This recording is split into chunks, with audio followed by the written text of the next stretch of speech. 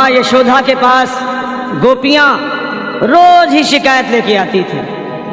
एक दिन एक गोपी आई और माँ यशोदा से कन्हैया की शिकायतें कुछ इस तरह करने लगी कि माँ, ये तेरा शरारती, ये नटखट इस कान्हा ने क्या किया है, देखो। अरे मैया कन्हैया की शरारत क्या कहूँ, नटखट की गगरिया फोड़ दी मेरी, गगरिया फोड़ दी मेरी, गगरिया फोड़ दी मेरी, गगरिया फोड़ दी मेरी।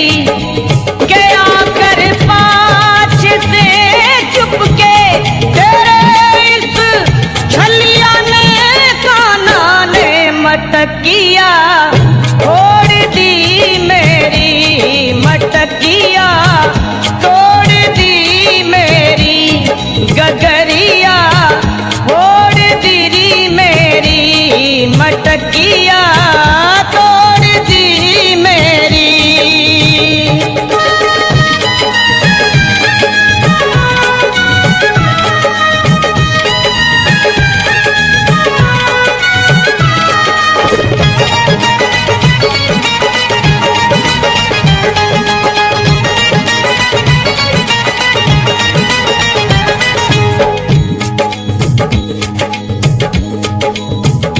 गोपी बोली, माँ देख क्या करता है ये, रात में आकर माखन चुराता है और लड़ता है, झगड़ता है।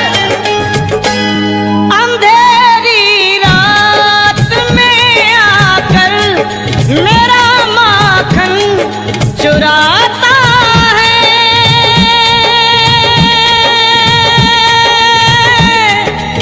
मेरा चुराता है, ये लड़ता है, झगड़ता है, मुझे आंखें दिखाता है, मुझे आंखें दिखाता है। चुनरिया खींच कर मेरी वो मारा हाथ, घूंघट पट पे नथनिया तोड़ दी मेरी, नथनिया देख तोड़ दी मेरी, गगरिया फोड़ दी मेरी, गगरिया फोड़ दी मेरी।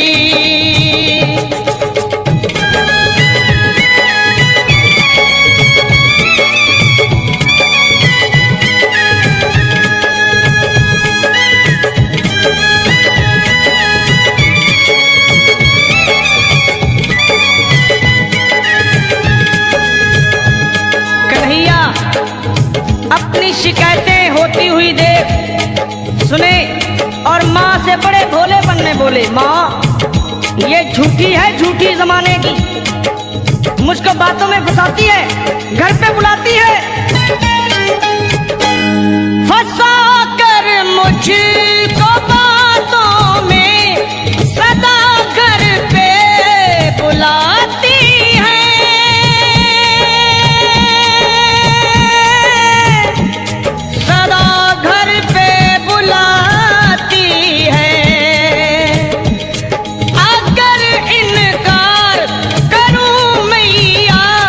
शिकायत लेके आती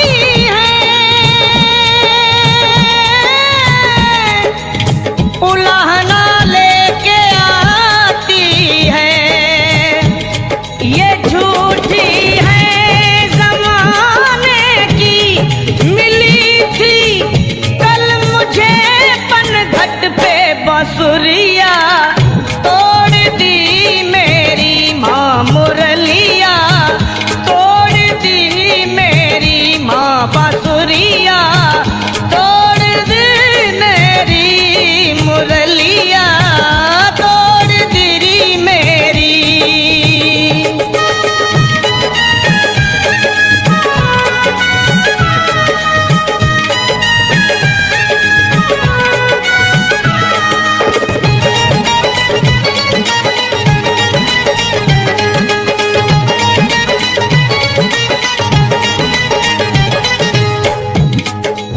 ये रोजाना का झगड़ा और फिर मिलना, ये कन्हैया का प्यार ही था, गोपियों से और गोपियों का कन्हैया से।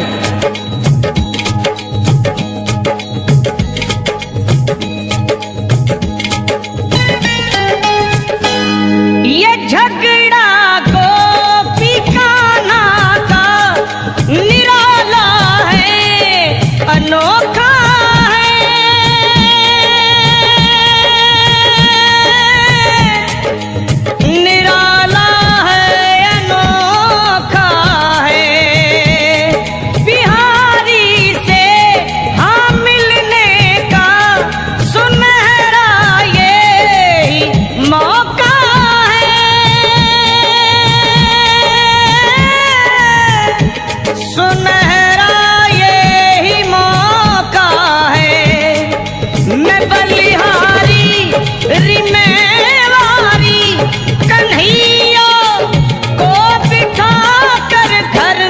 लगनिया जोड़ दी मेरी, लगनिया जोड़ दी मेरी, लगनिया जोड़ दी मेरी, लगनिया जोड़ दी मेरी।